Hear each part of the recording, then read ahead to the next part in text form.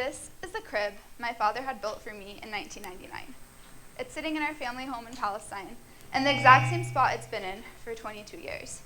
And it stayed there because I never used that crib. I was born and raised here, nearly 5,000 miles away in the United States. My mom, a Palestinian American herself, knew the powers and privileges that came with US citizenship.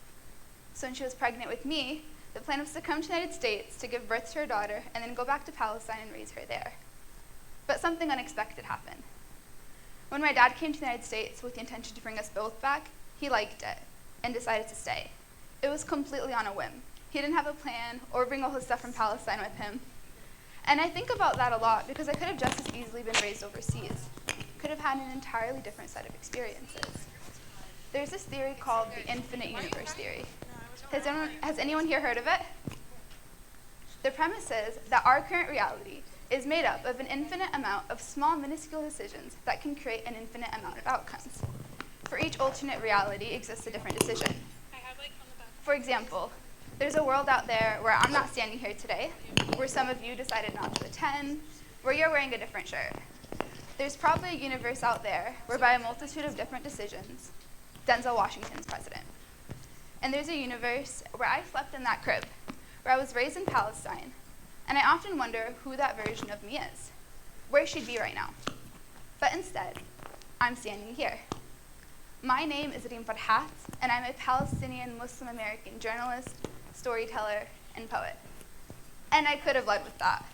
I'm on a bit of a time crunch, and it definitely would have been easier. But I didn't. Instead, I led with the story, because I want to connect with y'all. And if I've learned anything in my 22 years of life, it's that storytelling is the base point of human connection. So I've created an entire career around sharing and telling stories. And I know everyone here has witnessed the power of a story at one time or another. When you have your nose burrowed so deeply in a book that the only thing that can get you out is the last page. When you're sitting in a crowded movie theater, and for that 1 hour and 47 minutes, you and the audience are one, all rooting for the hero. When you were younger and sat around a campfire as your grandparents told you tales of when they were growing up. Storytelling connects us all. When you hear someone's story, you identify with them on a personal level. Studies show that as you follow a story, your brainwaves actually start to sync up with that of the storyteller.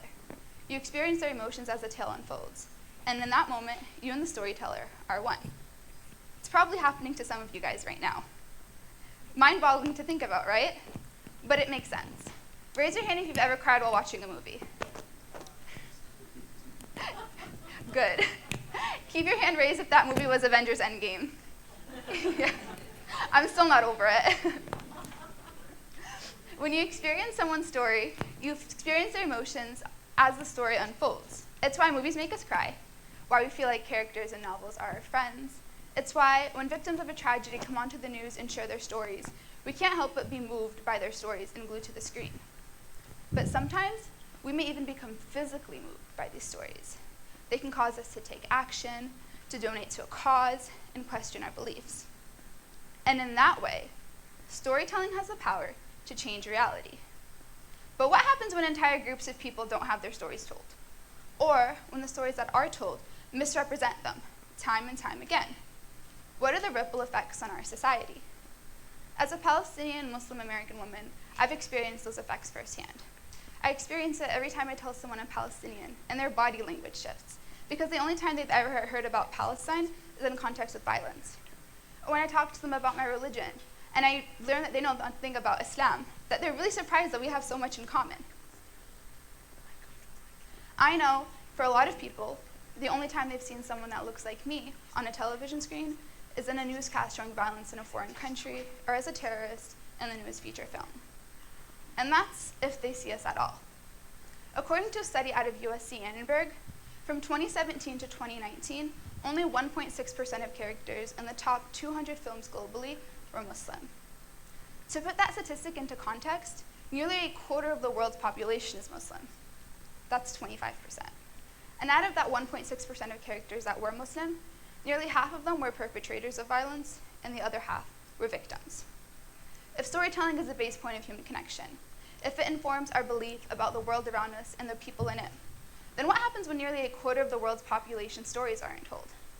What are the ripple effects on our society?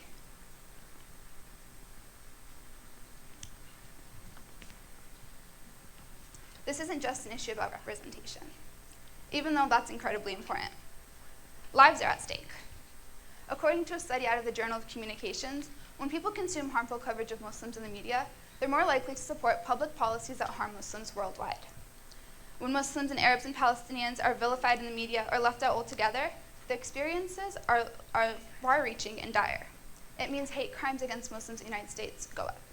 It means bombs are dropped on our families overseas, and wars are waged year after year after year.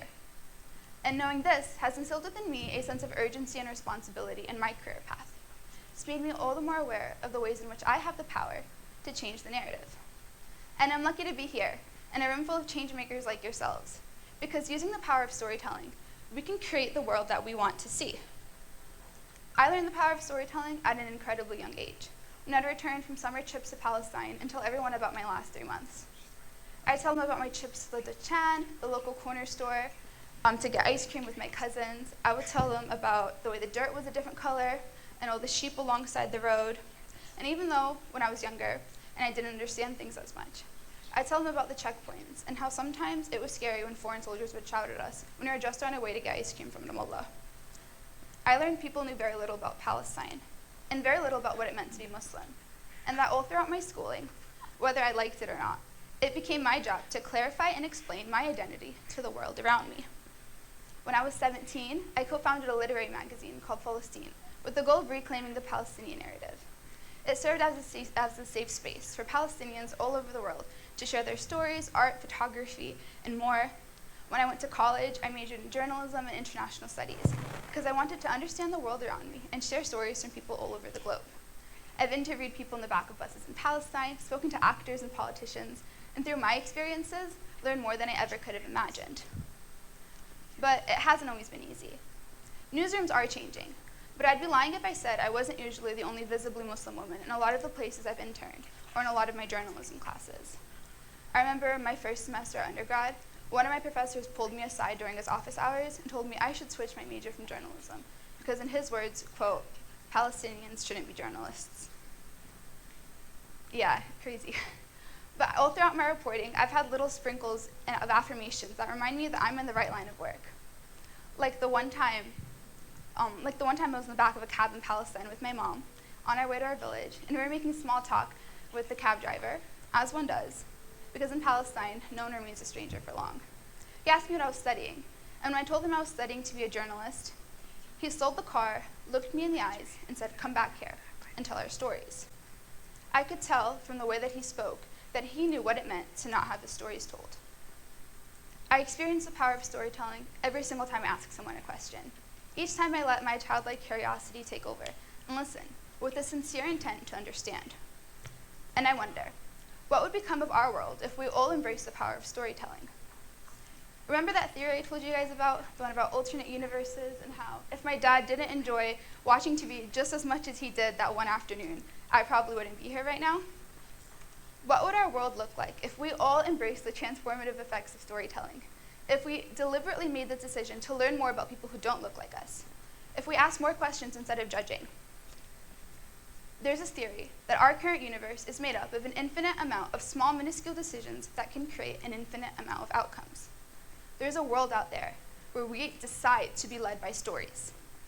It's a better world in all respects, and it's just a story away.